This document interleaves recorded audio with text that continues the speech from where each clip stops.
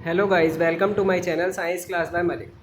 आज मैं आपके सामने CSIR नेट फिज़िक्स 2020 का सिलेबस बताने जा रहा हूँ कि उसमें जो फिज़िक्स का सिलेबस है फिज़िकल साइंस के अंदर क्या क्या है। अगर आपने मेरे चैनल को सब्सक्राइब नहीं करा है तो सब्सक्राइब कर दीजिए ताकि आपको जो भी मेरी नई वीडियो मिले, ठीक है ना, उसको आपको नोटिफिकेशन मिल सके और बेल आइकन को प्रेस करना ना भूलें। अब हमारा जो पार्ट ए है वो कोर है, उसमें पांच हमारे छः सब्जेक्ट्स हैं। मैथमेटिकल मेथड ऑफ फिजिक्स है, क्लासिकल मैकेनिक्स है, इलेक्ट्रोमैग्नेटिक थ्योरी है, क्वांटम मैकेनिक्स है, थर्मोडायनेमिकल और स्टैटिस्टिकल मैकेनिक्स है और हमारा इलेक्ट्रॉनिक्स और एक्सपेरिमेंटल मेथड्स है। उसके बाद जो हमारा पार्ट बी एडवांस है उसमें हमारे 9 सब्जेक्ट्स हैं। मैथमेटिकल मेथड ऑफ फिजिक्स है, क्लासिकल मैकेनिक्स है, हमारा इलेक्ट्रोमैग्नेटिक थ्योरी है, क्वांटम मैकेनिक्स है, थर्मोडायनेमिकल और स्टैटिस्टिकल फिजिक्स है, इलेक्ट्रॉनिक्स और एक्सपेरिमेंटल मेथड्स है, एटॉमिक और मॉलिकुलर फिजिक्स है, हमारा कंडेंस्ड और मैटर फिजिक्स है हमारा, और लास्ट हमारा न्यूक्लियर पार्टिकल फिजिक्स है। ठीक है, अगर आप MSc कंप्लीट कर चुके हैं तो सारे आपके ये टॉपिक्स आ चुके होंगे, मतलब सारी बुक्स भी आप ये पढ़ चुके होंगे उसके अंदर। अब मैं केवल आपको इस वीडियो में मैथमेटिकल मेथड ऑफ फिजिक्स के बारे में बताऊँगा कि उसमें क्या क्या हमारा टॉपिक्स हैं और आपको किस किस बुक से वो पढ़ना है। अब हमारे मैथमेटिकल मेथड ऑफ फिजिक्स में टॉपिक है डायमेंशनल एनालिसिस है, उसके बाद वेक्टर अलजेब्रा और वेक्टर कैलकुलस है। वेक्टर अलजेब्रा और वेक्टर कैलकुलस के जो हमारे टोटल 3 चैप्टर्स हैं वो HK दास आपको बुक में मिल जाएंगे जो MSc फर्स्ट सेम में है। ठीक है, और वेक्टर आप पूरी की पूरी BSc में पढ़ चुके हैं, BSc मैथ्स के अंदर। फिर linear algebra, matrices, Cayley, Hamiltonian theorem, eigen value और आइगन वेक्टर्स, और हमारा linear ordinary differential equation first and second order. ये भी सब आप क्या है BSc में भी पढ़ चुके हैं मैथ्स के अंदर, MSc फर्स्ट सेम के अंदर HK दास के अंदर पढ़ चुके हैं। उसके बाद हमारा स्पेशल फंक्शन हर्माइट है, बेसल है, लेग्वेरी है और लीजेंडर फंक्शन है। ठीक है, तो ये भी जो है हमारा ये आप MSc फर्स्ट सेम के अंदर पढ़ चुके हैं HK दास बुक के अंदर। और बाकी जो कुछ चैप्टर मैंने आपको बताया कि ये मैथ्स के अंदर हम पढ़ चुके हैं, तो वो कृष्णा बुक है, आप उससे पढ़ सकते हैं, उसमें बहुत सारे एग्जांपल्स भी होते हैं। फिर फोरियर सीरीज़ है, ठीक है, ये हमारी BSc मैथ्स में कृष्णा में मिल जाएगा। फोरियर एंड लाप्लास ट्रांसफॉर्म है, एलिमेंट है कॉम्प्लेक्स एनालिसिस के, एनालिटिक फंक्शंस हैं, ये भी आपको किस में मिल जाएंगे, ये आपको कृष्णा की बुक में मिल जाएंगे मैथ्स की BSc की। और आपको MSc फर्स्ट सेम की बुक में भी मिल जाएंगे HK दास के अंदर। फिर टेलर लॉरेंट सीरीज़ है, पोल्स है, रेसिड्यूज़ है और इवैल्यूएशन ऑफ इंटीग्रल्स है, ये आपको HK दास की बुक में मिलेंगे। उसके बाद जो कुछ टॉपिक्स हमारे elementary probability theory, random variable, binomial, Poisson, normal distribution, central limit theorem, इसको आप इंटरनेट से निकाल सकते हैं सिलेबस इसका। उसके बाद पार्ट बी एडवांस है, ग्रीन्स फंक्शन, ये हमने पढ़ा हुआ है, ठीक है ना, इंटीग्रल में उसके वेक्टर की। फिर पार्शियल डिफरेंशियल इक्वेशन है, लाप्लास वेव और हीट इक्वेशन 2 और 3 डायमेंशंस के अंदर, ये आपको HK दास के अंदर मिलेगा। उसके बाद अब जो है हमारा MSc फोर्थ सेम का थोड़ा सा सिलेबस है, एलिमेंट ऑफ कंप्यूटेशनल टेक्निक्स है, रूट्स है फंक्शन के, इंटरपोलेशन है, एक्स्ट्रापोलेशन है, इंटीग्रेशन है, ट्रेपेजॉइडियल और सिम्पसन रूल्स है, सॉल्यूशन है फर्स्ट ऑर्डर डिफरेंशियल इक्वेशन का, और हमारा रंगेज कुत्ता मेथड के अकॉर्डिंग। ठीक है, तो ये जितना भी आपका है फाइनाइट डिफरेंस मेथड भी मिलाकर ये सारा आपको मिलेगा जो MSc फोर्थ सेम की बुक है हमारी। MSc फोर्थ सेम की जो बुक है हमारी SS शास्त्री, उसके अंदर मिलेगा। उसके बाद टेंसर्स हैं, ये HK दास में मिलेगा। और इंट्रोडक्टरी ग्रुप थ्योरी, आप BSc में पूरी ग्रुप थ्योरी पढ़ चुके हो, पढ़ सकते हो। और बाकी फिर SU2 और O3, ठीक है, ये आप नेट से निकाल सकते हैं। तो बस इतना सिलेबस है हमारा इसका। आज हम मैथमेटिकल फिजिक्स का फर्स्ट टॉपिक पढ़ने जा रहे हैं, वेक्टर्स, ठीक है ना। तो वेक्टर अलजेब्रा से हम चालू कर रहे हैं, और हमारा जो इंटीग्रेशन है वेक्टर्स या differentiation of vectors, in topics को हम लेके चलते हैं। तो सबसे पहले स्केलर क्या होता है, तो स्केलर एक ऐसी क्वांटिटी है जिसका मैग्नीट्यूड होता है लेकिन डायरेक्शन नहीं होती, ठीक है, सबको पता है। और वेक्टर एक ऐसी क्वांटिटी है जिसमें मैग्नीट्यूड डायरेक्शन बोथ होते हैं। दोनों के एग्जांपल्स आ जाते हैं। स्केलर में मास हो जाता है, लेंथ हो जाता है, टाइम हो जाता है, टेम्परेचर हो जाता है, वॉल्यूम हो जाती है, डेंसिटी हो जाती है, वर्क हो जाती है, ठीक है, ये सब हमारी स्केलर क्वांटिटी है। बस वर्क पे ध्यान दे लीजिए, जैसे वर्क होता है फोर्स इंटू डिस्प्लेसमेंट, फोर्स भी वेक्टर है और डिस्प्लेसमेंट भी वेक्टर है। तो वेक्टर इंटू वेक्टर हमारा एक स्केलर क्वांटिटी होती है। तो बस ये जानने की ज़रूरत है, बाकी आपको सब पता है स्केलर क्वांटिटी के एग्जांपल्स क्या है। वेक्टर क्वांटिटी के एग्जांपल्स है फोर्स है, वेलोसिटी है, एक्सेलरेशन है, डिस्प्लेसमेंट है। अब वेक्टर को हम एरो से दिखाते हैं, जैसे OP वेक्टर है, तो ये जो O पॉइंट है इसे हम बोलते हैं ऑरिजिन या फिर इनिशियल पॉइंट, और P जो पॉइंट है इसे हम बोलते हैं टर्मिनल पॉइंट या टर्मिनस।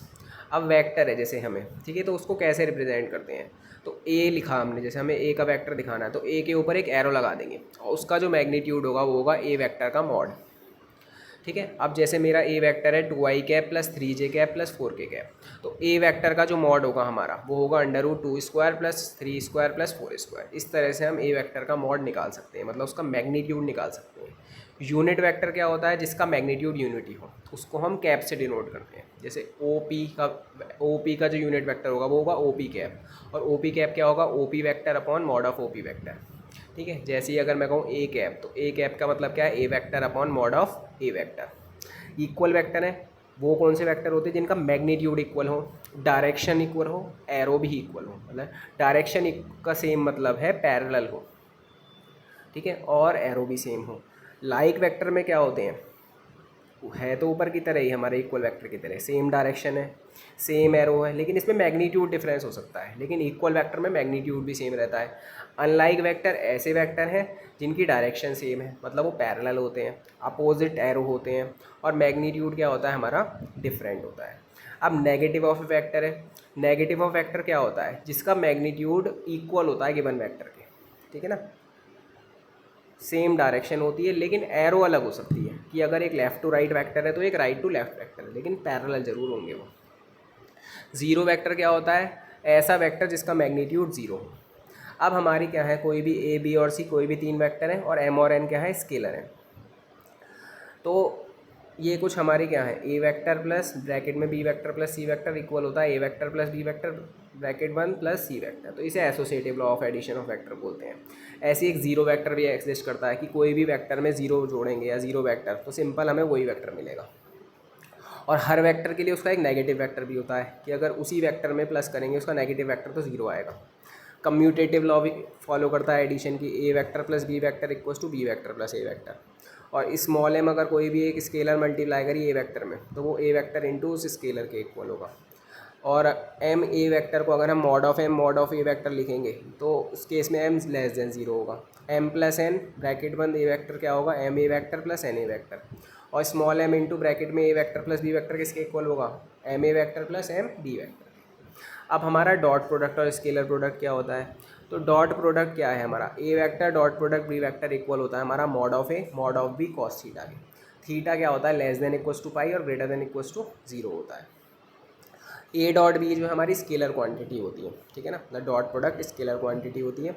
और कुछ हमारे और हैं कि I dot I, J dot J, के डॉट के वन होता है। ऐसी आई डॉट जे डॉट के और के डॉट आई ये हमारा ज़ीरो होता है। और हम आसानी से प्रूव कर सकते हैं ए डॉट बी हमारा A one B one plus A two B two plus A three B three होता है, क्योंकि ए जो होता है हमारा ए वेक्टर वो होता है A one I cap plus A two J cap plus A three K cap, और बी वेक्टर होता है B one I cap plus B two J cap plus B three K cap. ठीक है, तो आई cap जे cap और के cap तीनों इसमें होते हैं, मतलब एक्स एक्सिस भी होता है, वाई एक्सिस भी होता है, जेड एक्सिस भी होता है। इसलिए हम क्या होता है हमारा जो वेक्टर है डायरेक्शन, वेक्टर के अंदर डायरेक्शन होती है, मैग्नीट्यूड भी होता है, डायरेक्शन भी होता है। और अगर हम ए और बी को, ठीक है, ए आई और बी आई की तरह दिखाएं, मतलब A vector dot product B vector को हम ए आई और बी आई की तरह दिखाएं, ठीक है, तो उसे बोलते हैं आइंस्टीन समेशन कन्वेंशन। और A vector dot product B vector हमारा B vector dot product A vector के इक्वल होता है। इसका मतलब जो हमारा डॉट प्रोडक्ट है या फिर स्केलर प्रोडक्ट है वो कम्यूटेटिव होता है। यहाँ हम बोलें A vector dot product bracket में B vector plus C vector हमारा इक्वल होता है किसके, A vector dot product B vector plus A vector dot product C vector के। ऐसी अगर कोई भी स्केलर है स्मॉल एम, उसकी मल्टीप्लाई करते हैं हम A vector dot product B vector में, तो वो क्या होगा, small M into A vector dot product B vector. तो इस तरह से दो तीन चीज़ें हमारी हो जाएंगी। और अगर मैं बोलूँ कि किसी भी दो वेक्टर के बीच का, ठीक है, डॉट प्रोडक्ट ज़ीरो है, तो हम ए और बी वेक्टर को ज़ीरो वेक्टर नहीं कह सकते। ठीक है, उस केस में जो ए वेक्टर और बी वेक्टर के बीच में जो एंगल होगा वो 90 होगा। 90 कैसे होगा, क्योंकि A vector dot product B vector होता है हमारा mod of A mod of B और हमारा कॉस थीटा। ठीक है, और कॉस थीटा की वैल्यू ज़ीरो कब होगी हमारी, 90 डिग्री पर, इसलिए वो परपेंडिकुलर होते हैं। ऐसे ही हमारा क्रॉस प्रोडक्ट होता है। ठीक है, तो क्रॉस प्रोडक्ट क्या है हमारा, A vector cross product B vector हमारा इक्वल होता है mod of A mod of B sine theta N cap के। Theta less than equals to pi होता है, greater than equals to zero होता है। और हमारा A vector cross product B vector equal होता है माइनस का B vector cross product A vector के। ठीक है, और A vector cross product A vector हमारा जीरो होता है। ऐसे ही हमारा आई क्रॉस आई, जे क्रॉस जे, के क्रॉस के, क्योंकि सेम के साथ अगर करते हैं तो जीरो आता है। अभी ऊपर भी बताया A vector cross product A vector zero होता है। और अगर हम बोलें जैसे आई जे के हैं हमारे, तीन होती हैं डायरेक्शन, अगर हम आई से जे की तरफ जाएँ तो आई क्रॉस जे होगा के कैप, ऐसी जे कैप क्रॉस प्रोडक्ट के कैप होगा हमारा आई कैप, और हमारा के cap cross product I cap होगा हमारा जे कैप। ऐसे ही अगर रिवर्स जाए जे क्रॉस आई वो होगा माइनस के, ऐसी के क्रॉस जे वो होगा माइनस आई, और ऐसी आई क्रॉस के तो माइनस का जे कैप, तो वो रिवर्स हो जाता है। ये सब चीज़ें आप पढ़ चुके हो, ठीक है। तो बस बेसिक बेसिक बता रहा हूँ मैं। और अगर A vector cross product B vector zero है तो इसका मतलब ए और बी नल नहीं है, पहले की तरह जीरो नहीं है, इसका मतलब वो पैरेलल है, क्योंकि ए क्रॉस बी होता है mod of A mod of B sine theta N cap. N cap जो हमारा नॉर्मल वेक्टर होता है जो ए वेक्टर और बी वेक्टर के परपेंडिकुलर होता है। अब थीटा जो हमारा जीरो है वो कब होता है, 0 डिग्री पर, और 0 डिग्री का मतलब पैरेलल है। और ए क्रॉस बी क्या होता है हमारा, इस तरह भी हम दिखा सकते हैं डिटर्मिनेंट की फॉर्म में, आई कैप जे कैप के कैप और A1 A2 A3 और B1 B2 B3।